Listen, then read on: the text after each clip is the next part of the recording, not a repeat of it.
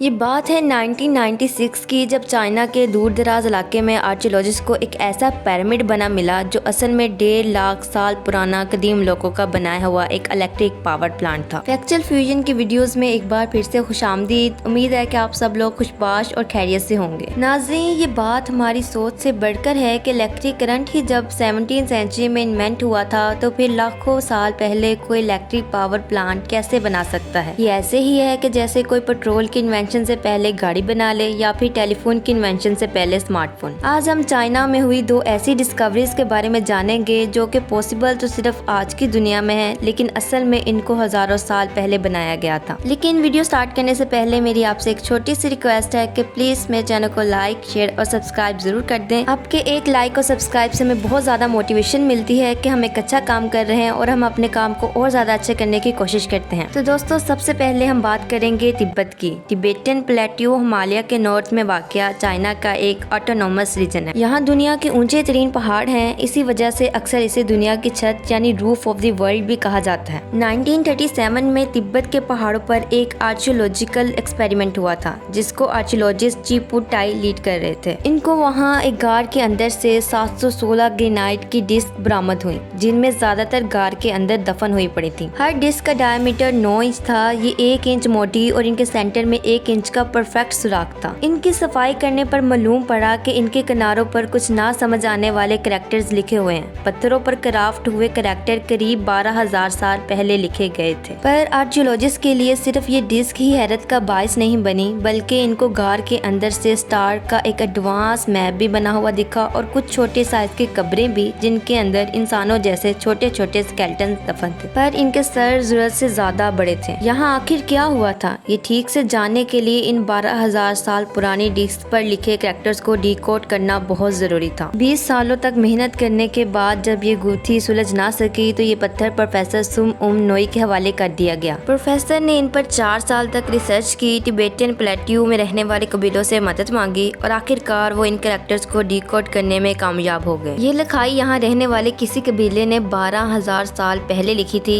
इसमें एक ऐसे एयरक्राफ्ट का जिक्र था जो आसमान से आकर यहाँ क्रैश हुआ था। क्रैश के दौरान इसमें बच जाने वाली मखलूक के बारे में भी बताया गया था, जिनके नाम कबीले वालों ने ड्रोपा मेंशन किया हुआ था। इन 716 ग्रेनाइट की डिस्क में ये भी लिखा था कि पहले हम डर के मारे गार में छुप गए, लेकिन फिर हमें महसूस हुआ कि आसमान से आने वाले ड्रोपा किसी गलत इंटेंशन से यहाँ नहीं आए। वो वापस नहीं जा पाए और यहीं बसना शुरू हो गए। प्रोफेसर सुम उम नोई ने अपनी ये रिसर्च 1962 में पब्लिश की, लेकिन इस पर किसी ने ज्यादा अटेंशन नहीं दी। 6 सालों के बाद यही कहानी दोबारा से फैलना शुरू हुई, लेकिन इस बार सोवियत यूनियन में। सोवियत साइंटिस्ट ने जब इन डिस्क पर रिसर्च की, तो इनमें कोबाल्ट और दूसरी मेटल्स की क्वांटिटी काफी ज्यादा पाई गई, जो कि दुनिया में पाई जाने वाली सबसे सख्त मेटल्स हैं। ग्रेफाइट में मौजूद इन तमाम मेटल्स की वजह से डिस्क की नेचर भी काफी सख्त थी और 12,000 साल पहले इस्तेमाल होने वाले टूल्स की मदद से इन पर कार्विंग करना पॉसिबल नहीं था। इसके बाद इन डिस्क को चाइना के बैम्बू म्यूजियम में रख दिया गया। साल 1974 में एक ऑस्ट्रेलियन इंजीनियर ने ये म्यूजियम विजिट किया, तो इनको स्टोन के बारे में इंफॉर्मेशन देने से मना कर दिया गया। और फिर साल 1994 में 2 जर्मन साइंटिस्ट ने जब ये डिस्क देखने के लिए इस म्यूजियम को विजिट किया, तो उनको बताया गया कि चाइनीज गवर्नमेंट की तरफ से इन डिस्क को डिस्ट्रॉय कर दिया गया है। लेकिन सबसे इम्पोर्टेंट सवाल अभी तक वही था कि 12,000 साल पहले अगर इन स्टोन पर लिखी हुई कहानी वाकई सही से डिकोड हुई थी, तो फिर बच जाने वाले ड्रोपा का क्या हुआ। 1937 में जब इन स्टोन्स की डिस्कवरी हुई थी, तो इसके 1 साल बाद यानी 1938 में तिब्बत के इस इलाके में एक सर्वे हुआ था। यहाँ 2 कबीले बसते थे, जिनकी नस्लों को एंथ्रोपोलॉजिस्ट ने यहाँ बसने वाली दूसरी चाइनीज, मंगोल और टिबेटन कबीलों से काफी मुख्तलिफ पाया। इनकी स्किन येलो, सर जरूरत से ज्यादा बड़े और इनके जिस्म पर काफी कम बाल थे, जबकि इनका कद 3 फुट 6 इंच से लेकर मैक्सिमम 4 फुट 7 इंच रिकॉर्ड किया गया, लगभग उतना ही जितना गार के अंदर मिले स्केलेटन्स का था। तो अब सवाल ये उठता है कि क्या ये 12,000 साल पहले बच जाने वाले ड्रोपा की ही नस्ल तो नहीं है। ड्रोपा स्टोन डिस्क आज दुनिया के किसी भी म्यूजियम में मौजूद नहीं है। बेशक इन पर हुई कार्विंग और ड्रोपा की कहानी का कोई सबूत नहीं, लेकिन 12,000 साल पहले इतने सख्त पत्थर पर वो इन टूल से तो कार्विंग नहीं कर सकते थे, जिनका आज ह्यूमन हिस्ट्री में जिक्र किया गया है। जाहिर है इनके पास कोई ऐसे टूल जरूर थे जिनका हमें अंदाजा भी नहीं है।